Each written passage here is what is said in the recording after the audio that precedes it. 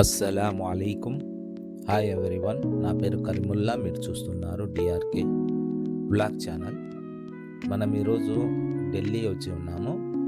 హజరత్ నిజాముద్దీన్ మర్కజ్ నుంచి ఎర్రకోట చూడడానికి వెళ్ళాము. అదేవిధంగా అర్లీ మార్నింగ్ ఇండియా గేట్కి వచ్చామండి. ఇండియా గేట్ చూడండి, ఇంకా మంచు పడుతూనే ఉంది. జనాలు వాకింగ్ చేసే వాళ్ళు వాకింగ్ చేస్తున్నారు, ఫోటోలు దిగే వాళ్ళు ఫోటోలు దిగుతున్నారు.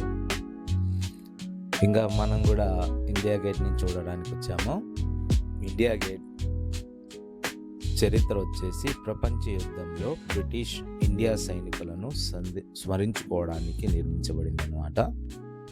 42 మీటర్ల ఎత్తు ఈ కట్టడం. అఫాన్ యుద్ధానికి సహా మొదటి ప్రపంచ యుద్ధం ప్రాణాలు కోల్పోయిన 70,000 మందికి పైగా భారతీయ సైనికుల జ్ఞాపకార్థంగా నిర్మించబడింది.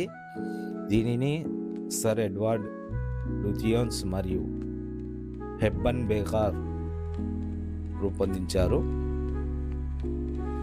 చూడండి, ఇక్కడ మనం సబ్వేలో వెళ్తున్నాము. సబ్వే కింద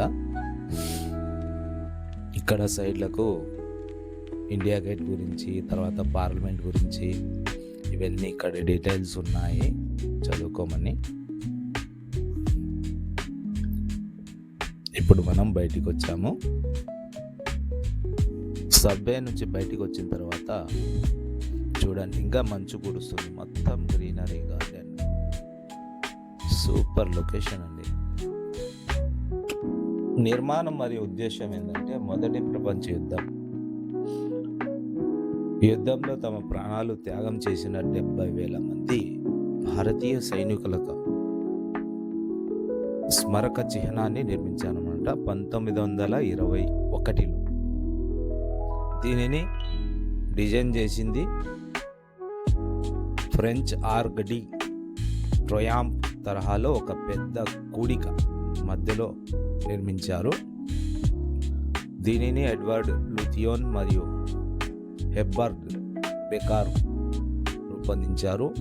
ఇతర వివరాలు: ఈ స్మారక కట్టడం 42 మీటర్లు ఎత్తు ఉంటుంది.